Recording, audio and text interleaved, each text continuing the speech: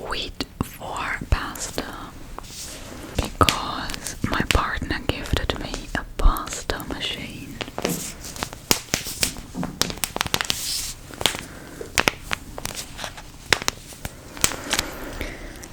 I made pasta from scratch 2 years ago.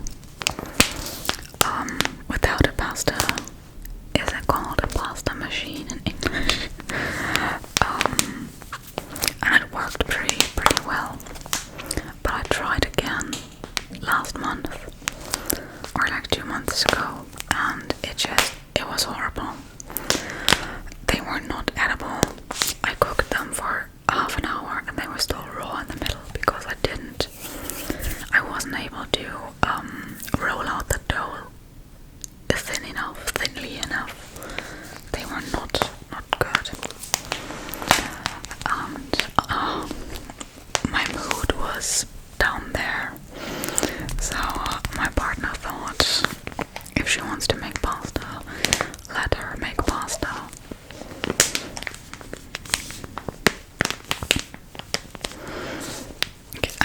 I just wanted to show you this package of wheat because I think the crinkles are very nice.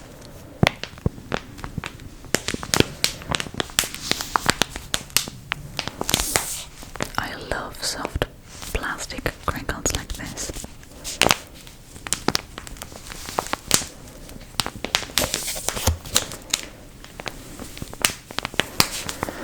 In German this is called Hartweizengrieß. Hartweizengrieß.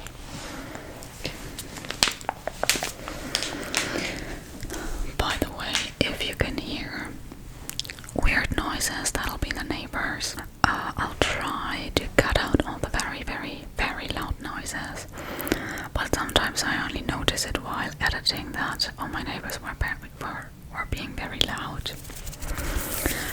I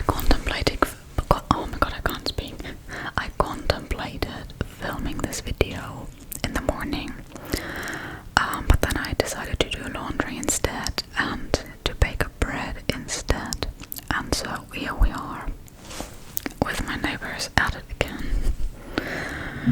Okay, and the next is my new favorite cup. I have decided this is from Nick, who you met a couple of years ago. Who's still a very good friend of mine and who hand painted this cup for me, this mug.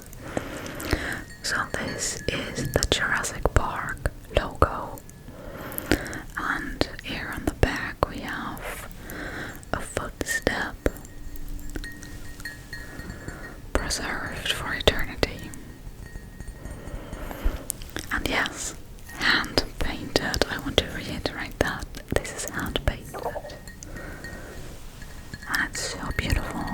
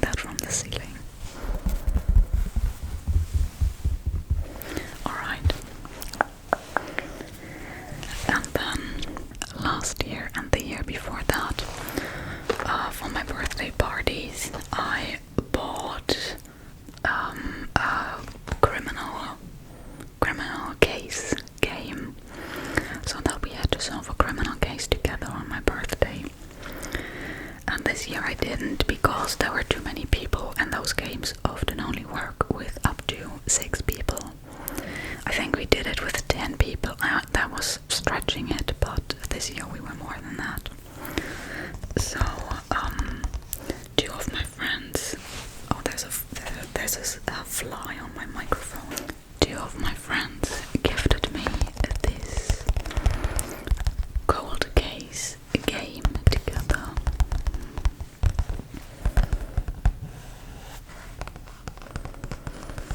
So this says cold case der letzte Zug, which means the last train. But the last, it can also mean the last move in a game, because Zug can mean train or move in a game. So, for example, a chess move is a Schachzug. But I think in this case it is meant literally, it does mean the last train.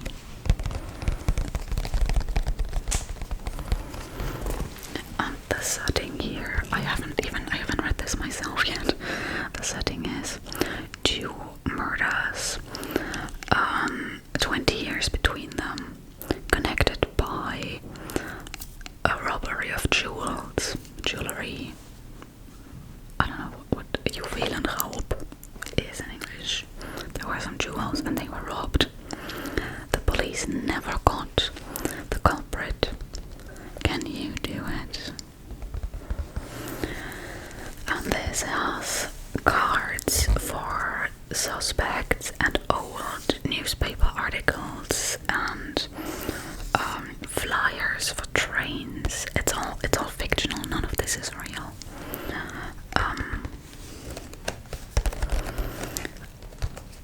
I love doing these things. I love doing that.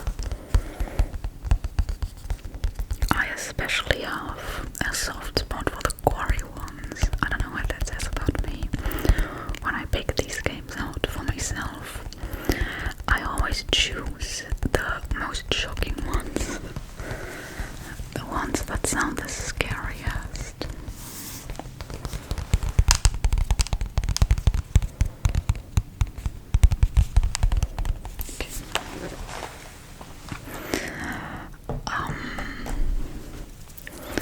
Okay, and in a minute I'm going to get into the books that I got.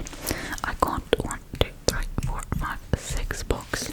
But before that, an honorary mention goes out to the gift that I got from my parents. And that is a new stethoscope. Because the old one that you know from videos and stuff is not a very good one, sound-wise. And so I asked them to get me a new one. And they did. But I can't show it to you because it's still packaged. And the packaging says my government name on it. So, yeah, I can't really show it on the internet, but it's there, it exists.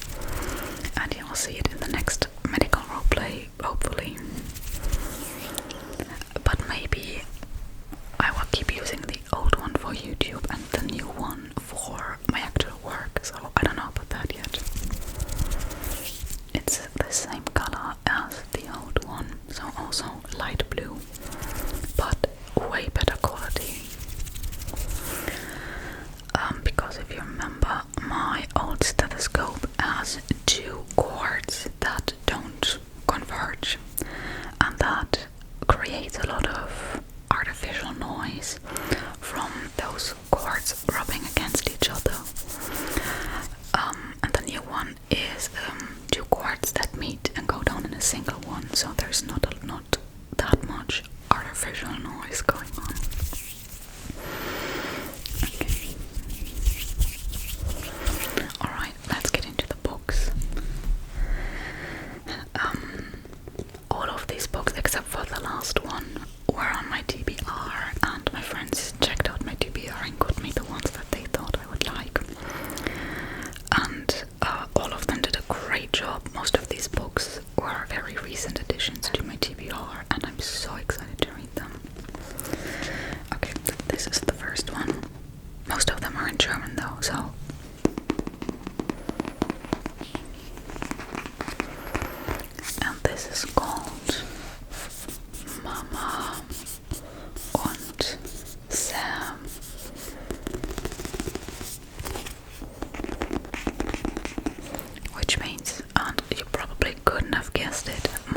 Sam.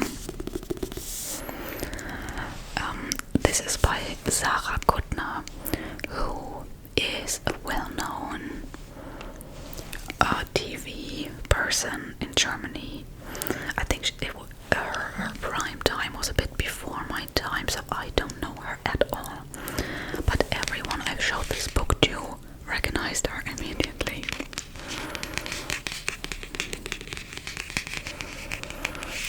This is going to be my next read, mark my words. A daughter stands in the flat of her mother who suddenly died.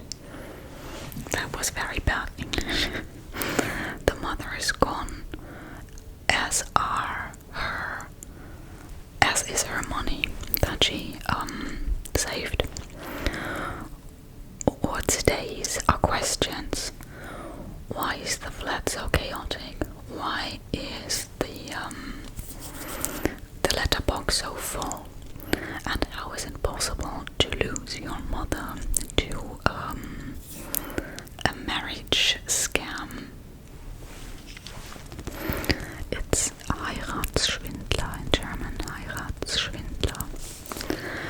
I'm not too familiar with how exactly they work, but basically they scam people by saying that they want to marry them and slowly building up a relationship with their victim, and then they ask for money. I don't know if they actually end up marrying their victim and then take all the money, or if they say like, oh, I want to marry you, but I need like this amount of money before we can get married. I don't know.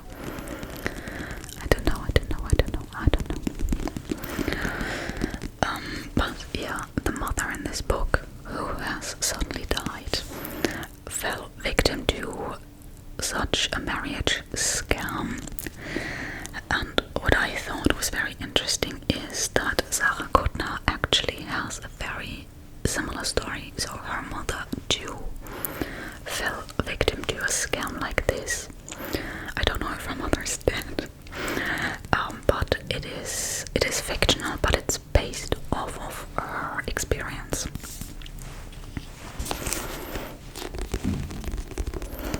And this book sounded so nice, and I didn't even really make any sounds with it.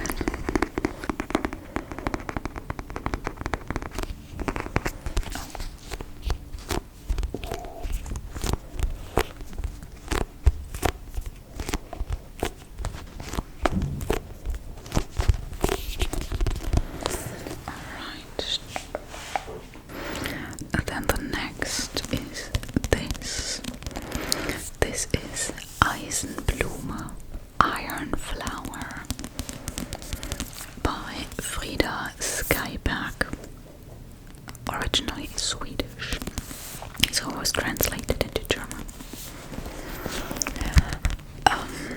Okay, I have a story behind this book. A little while ago, I visited a friend, and we went to a bookshop together. And in that bookshop I saw reading samples. I don't know if reading samples are a German thing or if they're popular anywhere else, but reading samples are probably about this size, and they have the same cover as a book, so in my case as this book, but they're just like pamphlets, very thin. And they give you a sneak peek into the first chapter of the book. So it looks like the book and you can read it, but it's only the first 14 pages or something in miniature format. And most bookstores had like tons of reading samples, mostly next to the register. And you could take them away for free, they didn't cost anything. But with the digital worlds advancing, these reading samples retreated, and I haven't seen reading samples in a very long time.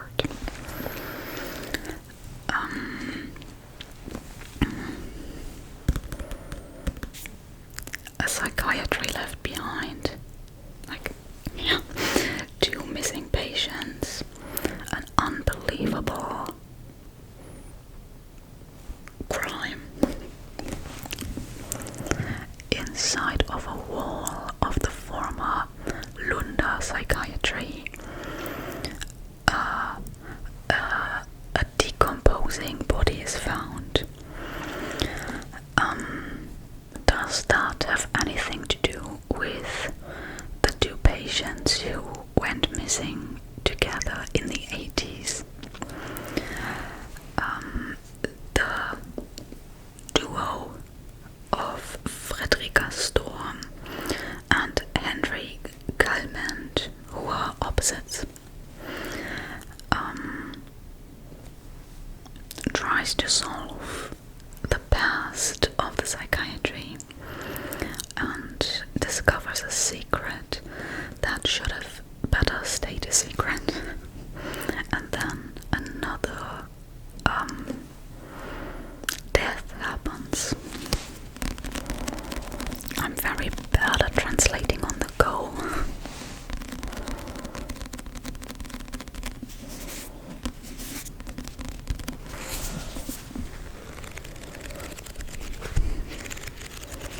Or maybe this will become my next read. I'm not sure yet. I think probably one of the two. I think this is part 2 of a series, but I looked up part 1 when I added this to my TBR. And I think you can read them independently from each other.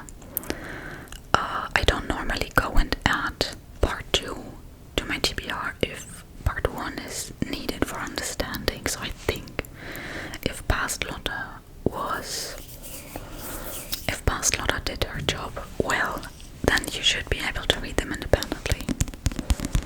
And I remember that I didn't really think part 1 sounded all that interesting. So, yeah.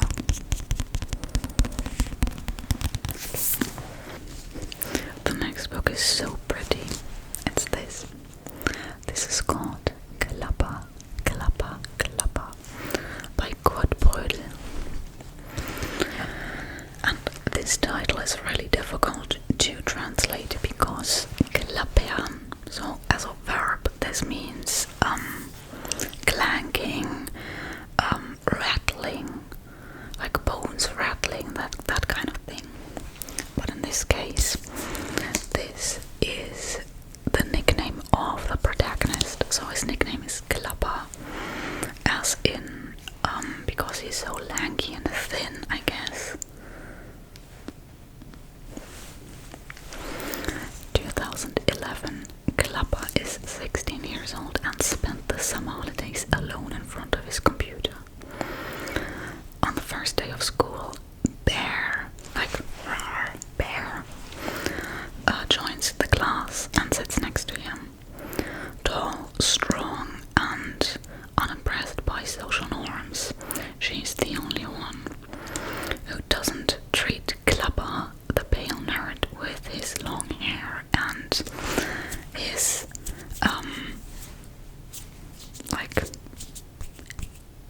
clicking joints, who doesn't treat Klapper, the pale nerd with the long hair and the clicking joints, like an outsider. And just like him, she loves gaming. Klapper notices how strong he feels when he's with Bear. But while his feelings grow just like their friendship does, they near a day that will change everything. So he's called Klapper because his joints click and crack all the time. That's mean. I don't know if you know the book Chick. I'll put it on the screen. It's a super popular German book that I read ages ago and that I really liked. And this kind of gives me Chick vibes. So basically Chick is about a boy who's kind of an outsider in his class. And then a different boy also joins the class and he's a bad boy. He's 14 or something, 15, and he drinks and he drives a car even though he doesn't have a license. And the two boys become friends. And then they go on a road trip through the country and pretend to be 18. And the book starts with hospital after crashing the car, I believe. And then it tells the story of how they got there. And this kind of gives me similar vibes. Except the big strong boy is a big strong girl. And the color on this, the colors are so juicy.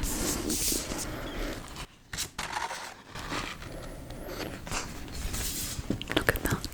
So juicy. Okay, now we have 2 books in English. Finally, it's a break from translating. So this is the first one. Everyone on this train is a sus. Packed by Benjamin Stevenson. Now this too is a part 2, except I've read part 1. Part 1 was, or is, everyone in my family has killed someone, which I think I read last year, and I really enjoyed it. So, in the first part we meet the protagonist, whose name I've forgotten.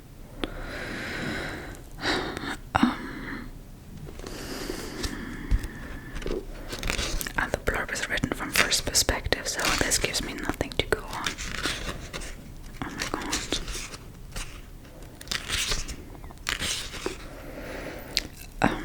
His last name is Cunningham, but what's his first name?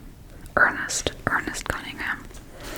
So in the first part we meet Ernest Cunningham on a family reunion, and one of his family members dies. And we find out that every single one in Ernest's family has killed someone before. And so it's part murder mystery, part family history. And the first part sets up the story as a book. So we are reading the book that Ernest wrote about his own experiences. And because of that book, in this one, he gets invited to a writer's retreat. And on the way there, someone is killed in the train. So it says, when the Australian Mystery Writers Society invites the world's best crime writers to a festival aboard the Khan, the famous Darwin to Adelaide train, it's a who's who of crime writing royalty, and me, the lowly debut author. But when one of us is murdered, 6 authors quickly turn into 5 detectives. We're all experts in whodunits. Together we should know how to solve a crime, or commit one. Someone has to solve the case, but can I really outsmart the experts and catch the killer? I'm so excited for this, because the humor in the first part was right up my alley. And in the last years I've become a little disillusioned with crime novels, but I loved the first part, so I have high hopes for this one. Alright, second to last. This book looks a little battered. This is the Safekeep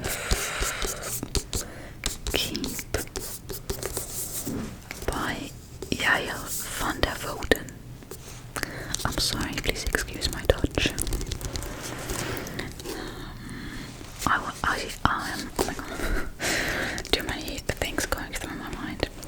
I discovered this while in Ireland and put it on my TBR. So again, it's only been there for 3 months.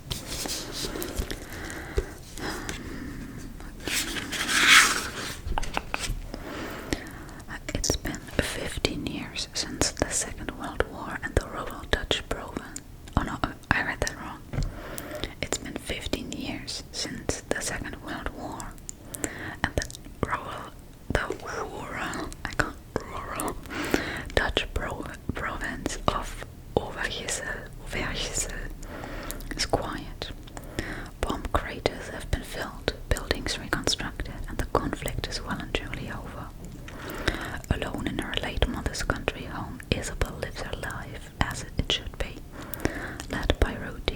discipline.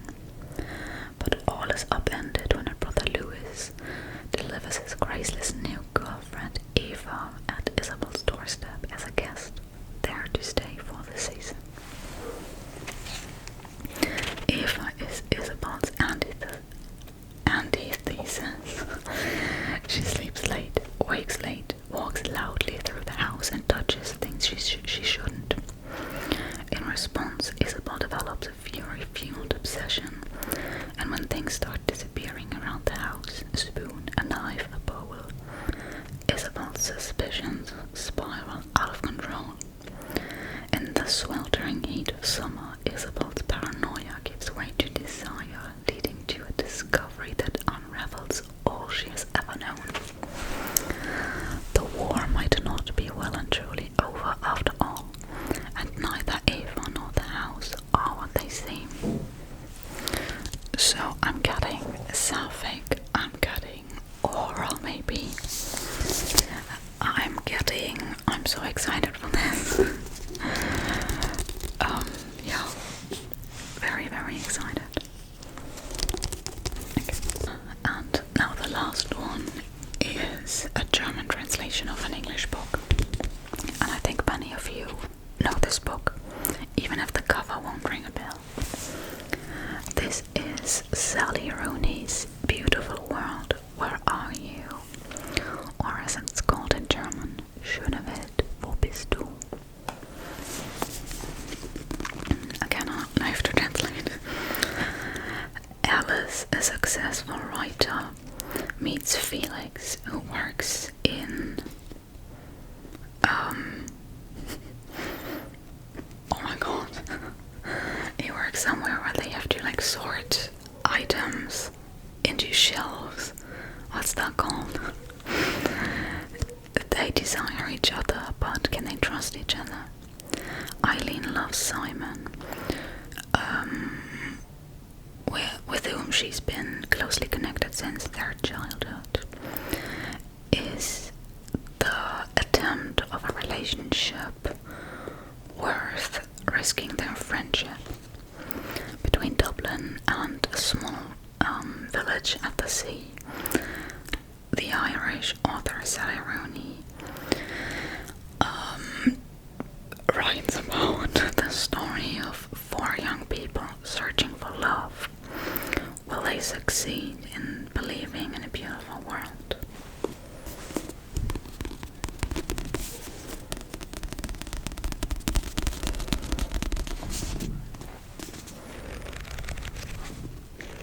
This is actually a book that wasn't on my TBR, because the person who gifted me this book didn't know that I had a TBR, but yeah, and they thought about gifting me Normal People at first, but they didn't because they figured I might have already read that one, and I have, and I hated it.